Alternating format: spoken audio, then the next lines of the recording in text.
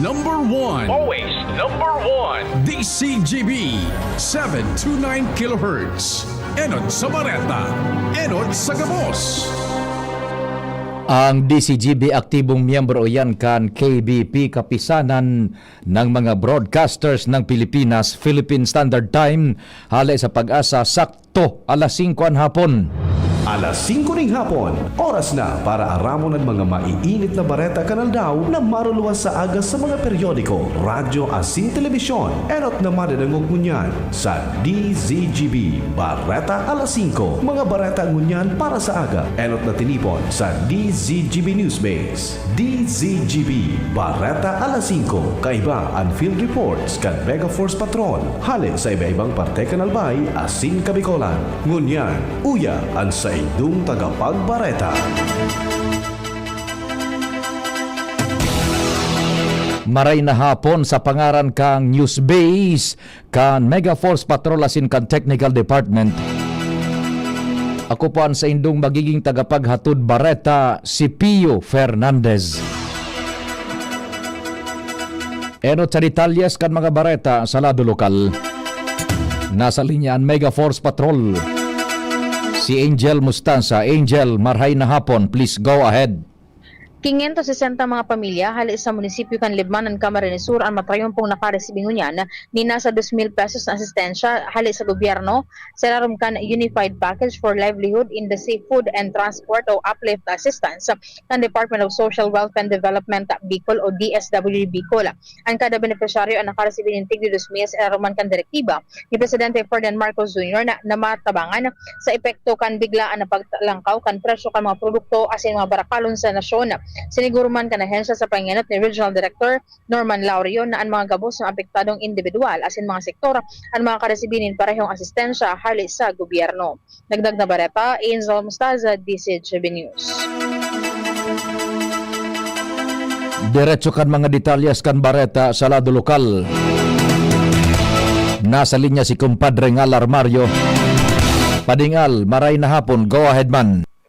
Economic development na ang kaipuhan digdi sa Bicol, partikular digdi sa Legazpi City.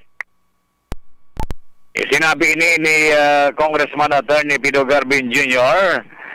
na pagal na ang tawo sa politika.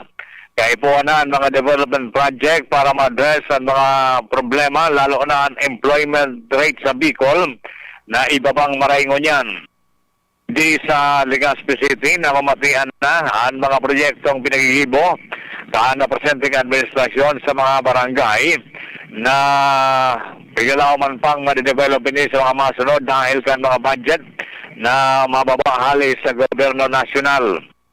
Ayun na ini ang digutukan mo niyan kan presenting administrasyon di sa Legazpi sa suporta kan ako Bicol sa pahayag ni Congressman Garbin. Alar Mario, DCGB. Salamat kumpadre Al.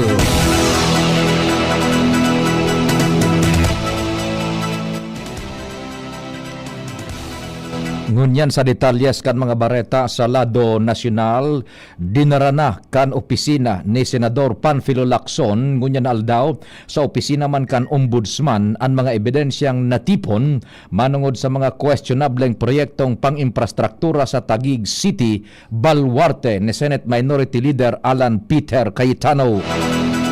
Sinabi ni Lacson, posibleng sufisyente na ang mga ebidensyas tanganing maging basihan sa pagsaangat ng mga kasong plunder, malversasyon asin pagbalgar sa Anti-Graft and Corrupt Practices Act laban sa mga responsable. Sigun kay Lacson, ang mga anomalya sa Taguig City ang kakaiba sa mga questionableng proyekto sa flood control na enot na nindang naidokumento sa Bulacan. Dagdag pa niya ang mga maanomalyang kinaimbultuhan kan mga proyektong pang-infrastruktura sa Taguig City ang nagagamit kan mga kombinasyones kang pigasabing old and new tricks. Kaiba na nigdian passing off an illegal reclamation projects as slope protection structures with several gross projects, cases of double appropriations, recycled photos belonging to past and already completed contracts to bill and collect for new ones. gabos kontrolado ning sarong persona asin minabuelta pa ini sagkod sa taon 2020 o kaya 2019. Mientras tanto, sinugo kan preliminary investigation team kan opisina kan ombudsman si dating House Speaker Martin Romualdez asin iba pang respondents na magsumitir kan sa indang counter affidavit may koneksyon sa mga reklamong may kinaraman sa flood control scandal. Ipigpa sa irarom sa preliminary investigation ang mga respondents para sa mga kasong plunder, graft asin money laundering. Sigun kay Assistant Ombudsman Miko Clavano, tinawan ang mga ininin 15 Diaz, tanganing isumitir an sa indang kasimbagan sa mga aligasyones.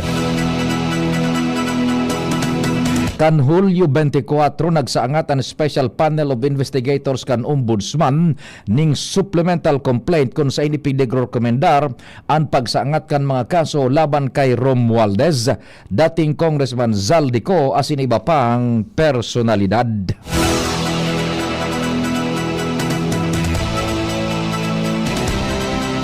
Sa iba pang bareta, ipinagrekomendar kan Departamento de Justicia na saangatanin kaso sinda abogado Levi Baligod asin dating 18 bodyguards ni dating kongresista Zaldico. Basado sa kopya kan resolusyon kan DOJ prosecutors na ipinaluwas ni dating Senador Antonio Trillanes, ipinagrekomendar ka na Justice Department ang pagsaangat nin mga reklamong cyber libel asin perjury laban sa mga ini. Nag-ugat ang reklamo sa press conference, mga social media posts ninda Attorney Baligod asin iba pang mga pahayag. Nagsaangat man nin patong-patong na reklamo si Trillanes laban kinda Baligod asin 18 bodyguards matapos siyang pangaranan na nagresibi maning mali-maletang kwarta hale sa flood control projects. Mientras tanto, maabot na sa sobra sa 372,000 na personas o 80,000 na familias ang naafektaran kan bagyong Quiapo sigun sa NDRRMC. Susog sa report ngunyan aldaw sa numerong 6,441 persona o 1,538 familia ang paramientras na nagtitinir sa 27 evacuation centers. Tuluman ang narehistrong nagadan sa Davao asin Sarangani asin saro ang nawawara pa sa Sarangani. Maabot naman sa 678 kaharungan ang danyaran kung sa 247 digdi ang na-destrosong maray mantang 431 ang partially damaged. Nakapag-distribute naman ang gobyerno ng sobra sa 20 milyones de pesos na ayuda sa mga apektadong residente sigun pa sa data kan NDRRMC.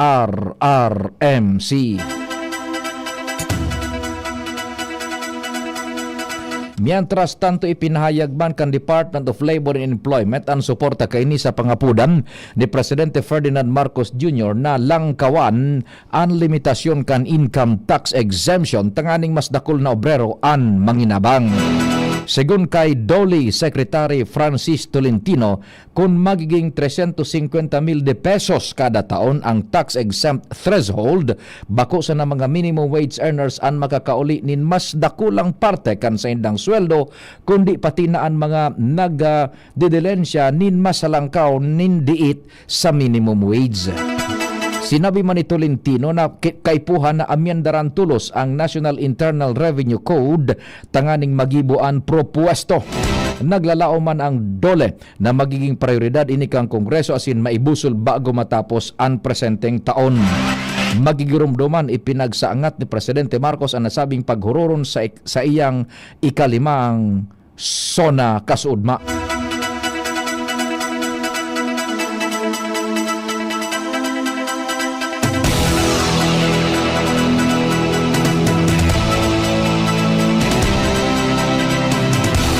Sa iba pang bareta, nag-public apology ang midbid na vlogger na si Sas Rogando Sasot ka National Bureau of Investigation Director Abogado Melvin Batibag asin sa agum kaining si Laguna Representative Ann Matibag.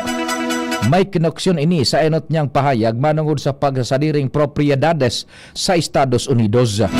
Sa sarong Facebook post ngunyan aldaw, Hulyo 28, pinaglinaw ni Sasot na sa iyang ipinaluwas na post kan Hulyo 22 may koneksyon sa numero o kaya sa 26023 Baldwin Palace sa California na nasa residential real estate website na homes.com sa irarom kang pangaran Melvin Matibag asin Ana Marie Matibag ang sarong dakulang pagkakasala. Sigun kay Sasot, matapos niyang iberipikar ang informasyon sa iba pang pampublikong dokumentos sa Amerika, napatunayan niyang nagkataon sana na magkapareho ang pangaran kan mga totoong tag sa dirikan lugar. Dagdag pa niya na ang Melvin Matibag na tunay na tag sa dirikan 26023 Baldwin Palace ang sarong Melvin Benhozo Matibag ang bilog na pangaran, mantang ang NBI chief naman si Melvin Alvarez Matibag. An Ana Marie Matibag na owner an si Ana Marie Laman Matibag, mantang ang agumkan NBA Director si Ann Lourdes Garcia Matibag. Dahilan sa pagkakasala, naghagad ning dispensa si Sasot sa NBI Director asin sa Congresswoman asin sinabing tinangkas niya na ang nasabing salang Facebook post. Sa katakod na bareta, pinahimutikan ni NBI Director Abogado Melvin Matibag ang nagkakalat na impormasyon manungod sa pagsasadiri niya nin sarong multi-milyones dolares na mansyon sa Estados Unidos. Sigun kay Matibag, nagkataon sana na magkapareho ang pangaran nindakan sa iyang agum na si Laguna Representative Ann Matibag sa mga nakapangaran sa nasabing propiedad. Ipiglinaw man niya na daipasinda magkamidbidan kan sa iyang agumong kan taon 2004 ang taon kung sa ina report na binakal ang nasabing mansyon.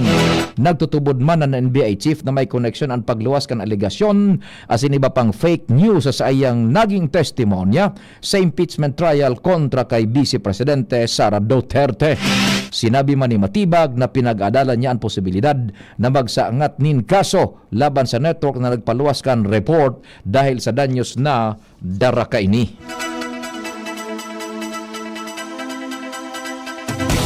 Mientras tanto, nag-apilar si Senador Riza Ontiveros na magpautob naman ning reforma sa ibang major changes na nakadagdag sa paglangkaw kan singil sa kuryente. Ipinagdoon ni Ontiveros ang generation, distribution as in transmission charges na tulo sa pinakadakulang singil na nakapalaman sa bil kan kuryente kan mga konsumidores. Sinabi kan senador na siripon naman as in ireforma ni iba pang aspeto kan Electric Power Industry Reform Act o EPIRA Law. Alagad sarong lakdang sa tamang direksyon ang anunsyo ni Presidente Ferdinand Marcos Jr. sa sayang State of the Nation Address na tangkason ang singil sa systems laws as in value-added tax sa mga konsumidores kan kuryente. Alagad na ipadapat din natatapos ang pasanon ka namamanwaan. Aminado man si Ontiveros na kontento naman siya sa naging zona kang presidente. Alagad may mga abot pakutar siyang madangog na solusyon hali sa mga report kaini. Mabultan iba pang detalyes kan mga bareta, pakaliis kan nagkapirang pagirumdum. Jericho Rosales po, ibang level na tayo. For liver health, Silimarin plus multivitamins Liveraid Pro. I take it every day with proper diet and exercise. Ang Liveraid Pro ay maaaring makatulong sa proteksyon ng atay at support and aid sa treatment ng chronic inflammatory conditions tulad ng fatty liver. Mag-liver up na! Silimarin plus multivitamins Liveraid Pro. Silimarin plus multivitamins is the generic name of Liveraid Pro. If symptoms persist, consult your doctor. Proteksyon at tulong sa atay, Liveraid Pro. May Silimarin, may multivitamins pa. Liver up na tayo with Liveraid Pro.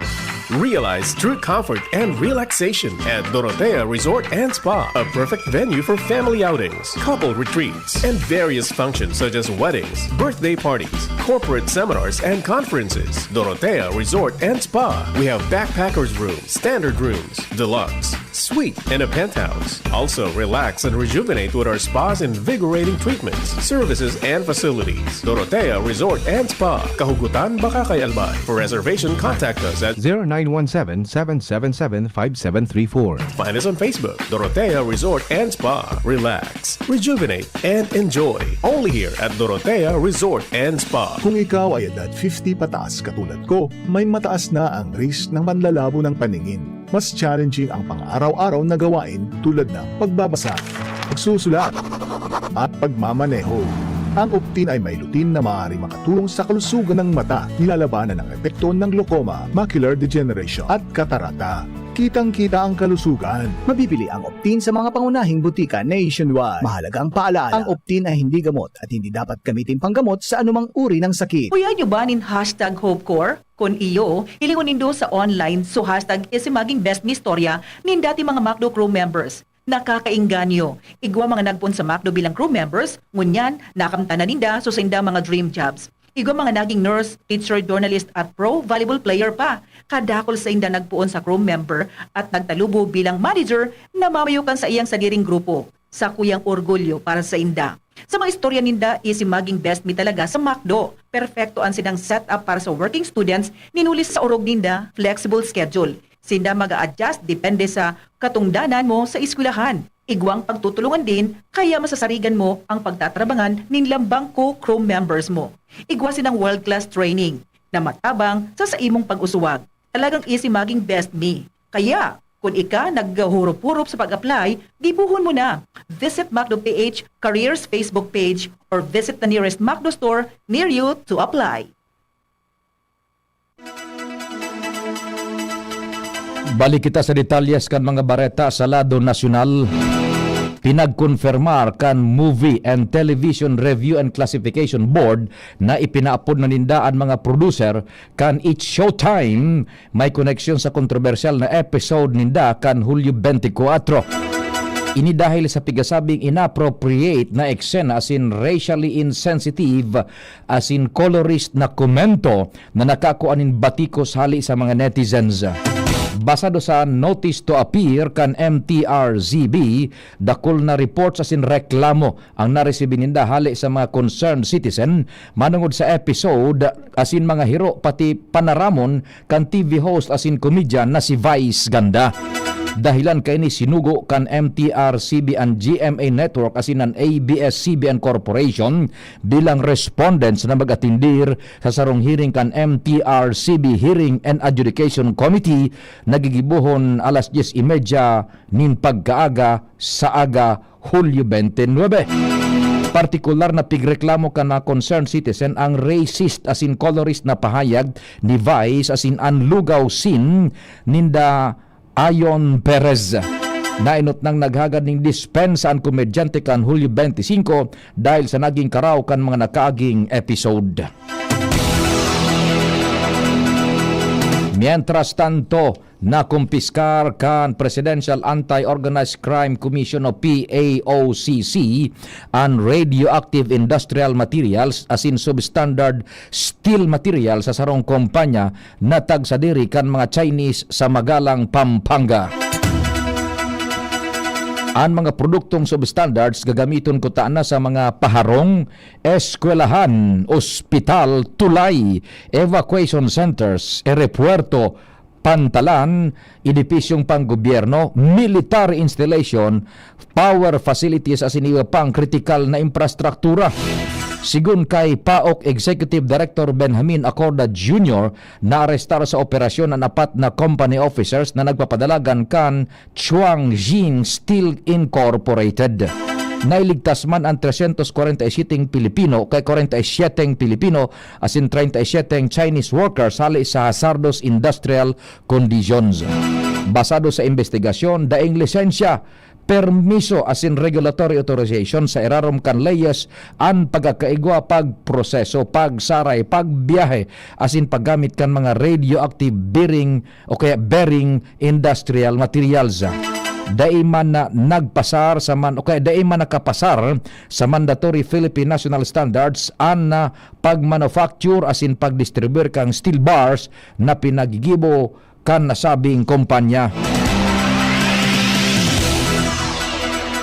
Mientras tanto, ipinag-endorsar ni Senate President Pro Tempore Vicente Soto III ang 13 propestong leyes halay sa Senado asin Kamara na nagmamauot na magbilog asin mag-upgrade kan mga provincial hospitals sa bilog na Pilipinas. Pighagad man niyang maging co-sponsors kan mga nasabing propestan sa iyang pag-iriba. Sa presenteng pighagad man niyang maging co-sponsor sa nasabing propesto.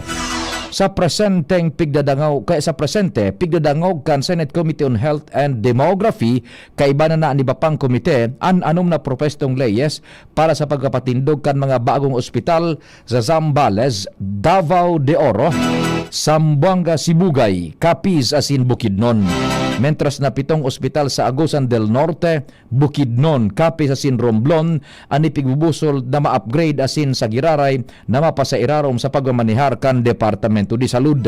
Hinagad man ni Soto na masiguro kung supesyente ang bilang kan mga hospital beds kumpara sa bilang kan mga pasyente asin naglalaom na makakatabang ang mga propestong lay tanganing mabawasan ang kakulangan sa mga ospital.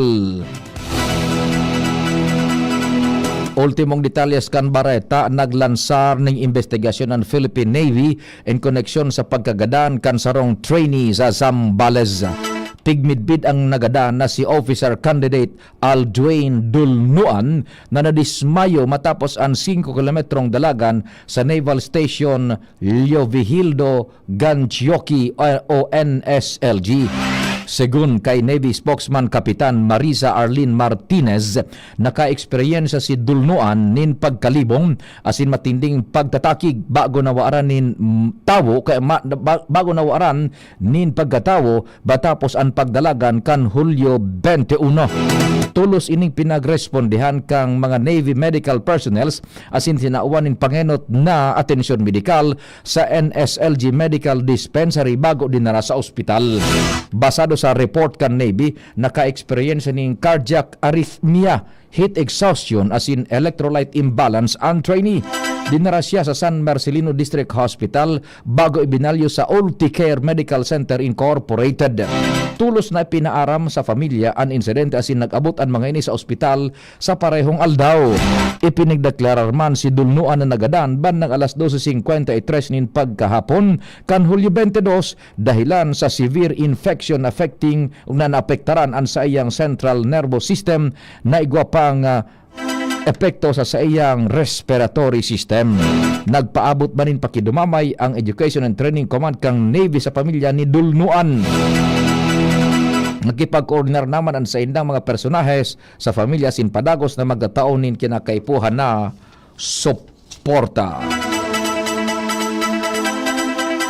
Sa pangarang ka nagsururat ka na informasyon sa Pangenot ni News Director Mardila Nicole Ann Gloriani, Mega Force Patrol, kumpadring Nal Baldo sa Master Control. Sa IT si Jerome Nico Martinez, ako po si Pio Fernandez. Salamat, marahay na hapon. Ready to experience